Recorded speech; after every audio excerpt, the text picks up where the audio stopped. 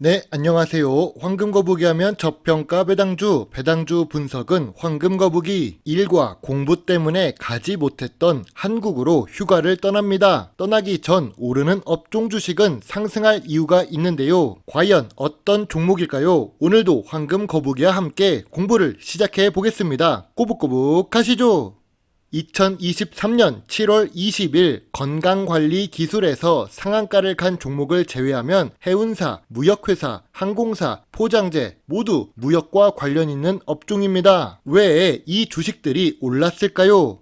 황금거북이도 비행기를 타야 해서 항공업종을 선택해 보았습니다. 항공업종 중에서 시가총액이 높고 단기 순이익을 기록하고 배당도 주고 저 PER, 저 PBR 주식은 어떤 주식이 있을까요? 배당 조건에서만 보면 대한항공을 제외하고 모두 탈락했습니다. 대한항공 주식입니다. 황금거북이는 아마 내일쯤에 중국 베이징으로 먼저 이동을 할 예정인데요. 그리고 한 달 동안 한국에 있을 계획입니다. 여러분과 만나뵐 수 있다면 더욱더 좋을 것 같습니다. 아무튼 대한민국의 대표 항공기업인 대한항공입니다. 배당도 주고 시가총액은 거의 10조에 가까운 대형 주식이죠.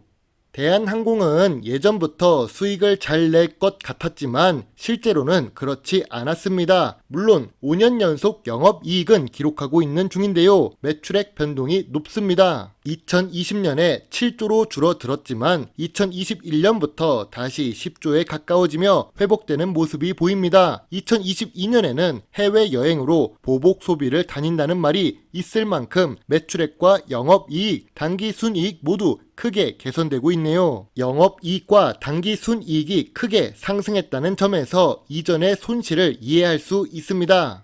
대한항공의 최근 분기 재무제표를 보겠습니다. 연간 재무제표에는 빨간 숫자가 많았는데 최근 분기 재무제표에서는 모두 검은 숫자로 줬습니다. 최근 분기 매출액은 상승 추세이네요. 아쉬운 부분이 있다면 2023년 1분기 실적이 전년 동기 대비 영업이익과 단기순이익은 하락했다는 점입니다. 그 부분을 제외하고는 나쁘지 않습니다.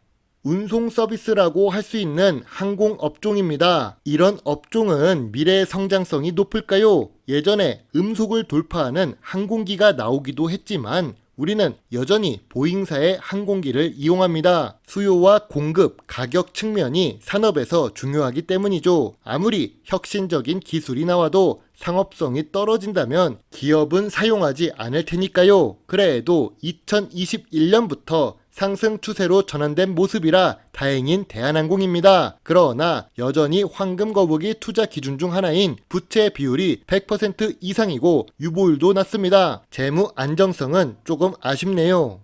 재무 안정성은 아쉽지만 최근에 주가가 상승하고 있습니다. 왜 주가가 상승한 것일까요? 단순히 분기 재무제표가 좋아졌기 때문일까요? 전염병 시기에 오히려 성장한 항공사는 대한항공뿐입니다. 저가 항공들은 기업 자체의 위기를 겪었지만 대한항공은 규모가 커서 그런 걸까요? 오히려 전염병 시기에 성장하는 데 성공했습니다.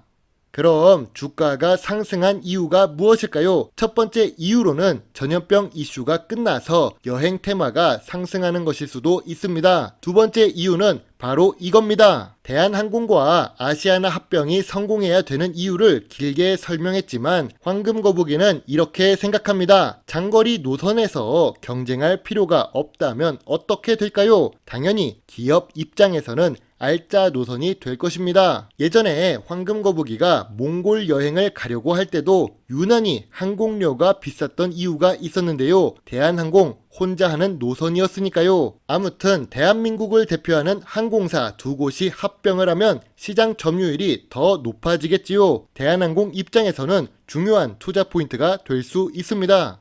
그리고 전염병 이후로 여행 수요가 회복되고 있습니다. 무인기 사업을 확대하면서 스텔스 무인기 기술 시범기를 개발하고 무인 편대기 핵심 기술을 순차적으로 진행하고 있는데요. 기존의 항공 사업에서 더 나아가 무인 항공 시대를 위해 준비하고 있는 대한항공입니다. 미래 성장성이 지금 막 상승할까요? 물론 아직은 아니겠죠. 아무튼 주요 주주가 33% 지분을 갖고 있고 유통 주식이 67%입니다. 외국인은 31%를 들고 있네요.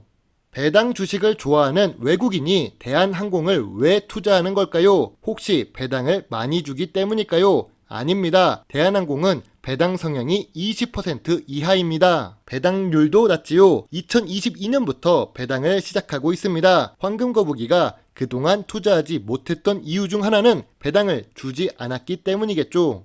그럼 외국인이 바보라서 투자하고 있는 걸까요? 그건 아닐 것입니다. 다른 주식과 비교해보면 조금 더 쉽게 알 수 있는데요. 동일 업종 PER은 9배인데 대한항공은 PER이 6배입니다. PBR도 1배에 가까우니 저 PBR 주식이겠죠. 대한항공은 지표상 저 PER, 저 PBR 주식입니다.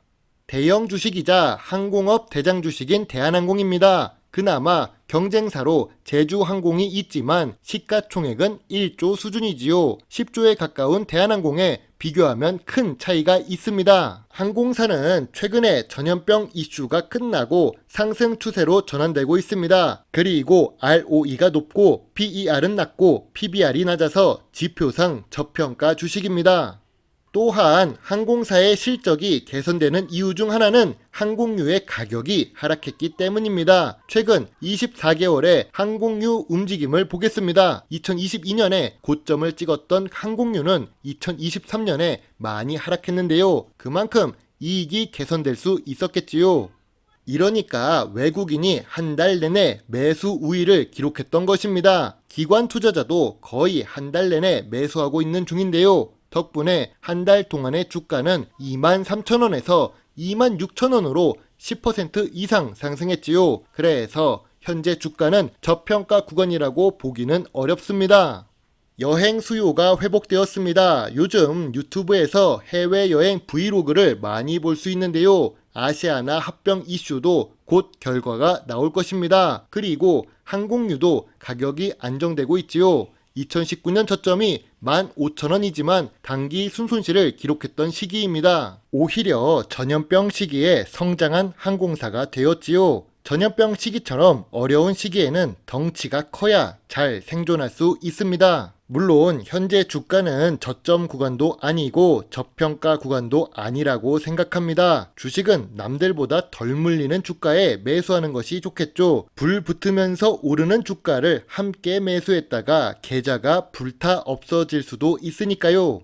그럼 황금거북이의 대한항공 투자노트입니다. 2022년 재무제표가 개선되었습니다. 항공대장 주식으로 장거리 노선에 독점이 가능해질 수 있지요. 또한 한국인은 경제가 어렵다고 뉴스에 나와도 해외 명품 소비 규모가 커지고 해외여행을 수시로 가는 나라입니다. 여행 수요에 대해서는 크게 걱정하지 않아도 될 것 같은데요. 이렇게 된 이유 중 하나는 국내 시장의 여행 바가지도 문제이기도 합니다. 이 부분은 고쳐졌으면 좋겠네요. 아무튼 대한항공은 연간 재무제표가 조금 아쉽고 부채 비율도 높아서 재무 안정성이 아쉽습니다. 대한항공 상속 이슈에 갑질 이슈까지 브랜드 이미지가 크게 좋은 것은 아니지요. 특히 황금거북이가 좋아하는 배당 부분에서 아쉬운 부분이 많습니다. 그리고 지금 주가가 저평가 구간이 아니지요. 지금 주가에서 미워도 관심을 가져야 하는 이유가 있습니다. 업종 대표 주식이고 시장 점유율이 더 높아질 테니까요. 황금거북이는 지금 주가에서 별점 6점의 관심 의견입니다. 한국으로 한 달간 휴가를 가는 황금거북입니다. 비행기를 타는 날에는 영상을 올리기 어렵지만 그래도 프리미엄 콘텐츠를 올릴 수 있도록 최대한 노력하겠습니다. 또 한국행 비행편을 예약하다 항공 주식 공부를 하니까 더 주식 공부가 잘 되는 것 같은데요. 오늘도 긴 영상 시청해 주셔서 감사합니다. 물론 투자의 책임은 매수 매도 단추를 누른 본인에게 있다는 것을 잊지 말아 주세요. 배당주 주식 유튜버 황금거북입니다. 감사합니다.